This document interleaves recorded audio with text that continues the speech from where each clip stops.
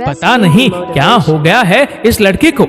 पहले कितना mummy mummy बोल बोल कर आगे पीछे घूमता रहता था, जब देखो तब मम्मी के पास ही बैठना है। लेकिन अब तो जैसे उसके लिए मम्मी पराई हो गई है।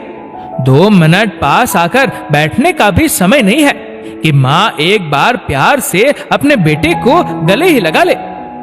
सुषमा जी आंखों में आंसू भरकर गोविंद जी से कह रही थी, क्या करे सुषमा जी भी, माँ की ममता होती ही कुछ ऐसी है।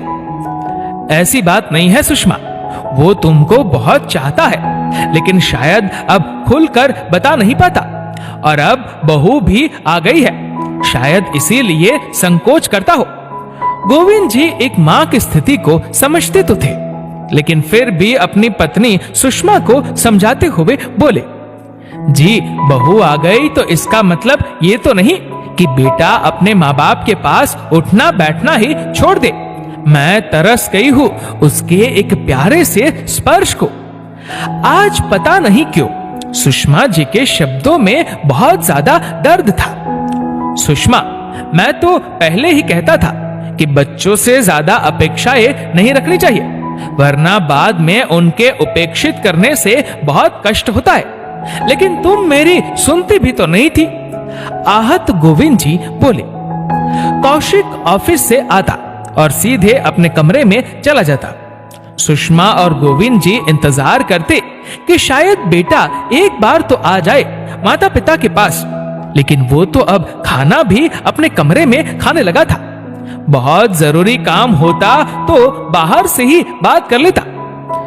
सुषमा जी अपने पास बैठने के लिए बुलाती भी तो अत्यधिक व्यस्तता का बहाना बना देता। सुषमा जी का बहुत मन करता कि काश वो एक बार फिर बेटे को अपने सीने से लगा पाती। वैसे तो सुषमा जी पढ़ी लिखी समझदार महिला थी और बेटे बहू के बीच में दखलंदाजी नहीं करना चाहती थी, लेकिन औलाद की ममता के आगे हार जाती और अक्सर बिलख उठती कि पता नहीं क्यों बहू के आते अपना ही खून पराया हो जाता है।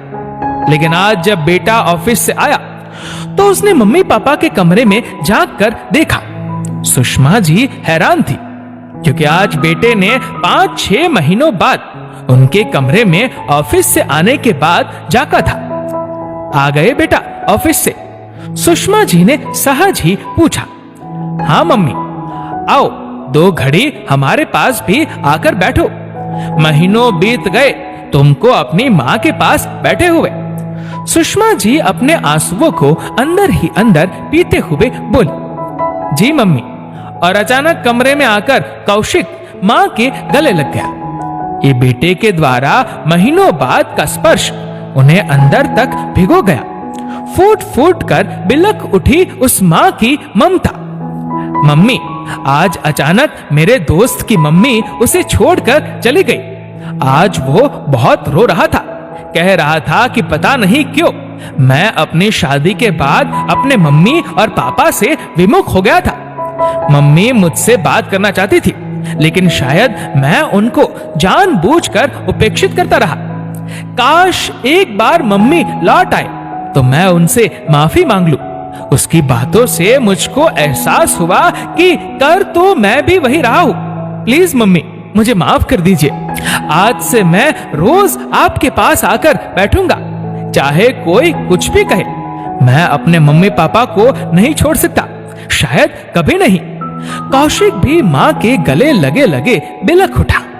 बेटे के एक प्यारे से स्पर्श से आज सुषमा जी के मन से बेटे के लिए सारा मैल धुल चुका था। दोस्तों, इस वीडियो को लेकर आपकी क्या राय है नीचे कमेंट करके जरूर बताइएगा। और अगर आपको ये वीडियो अच्छा लगा हो तो इस वीडियो को लाइक करेगा, शेयर करेगा ज्यादा से ज्यादा लोगों तक। और ऐसे ही और भी इंस्पिरेशनल वीडियोस के लिए सब्सक्राइब करें हमारे यूट्यूब चैनल को और फेसबुक पर फॉलो करें हमारे पेज को। धन्यवाद।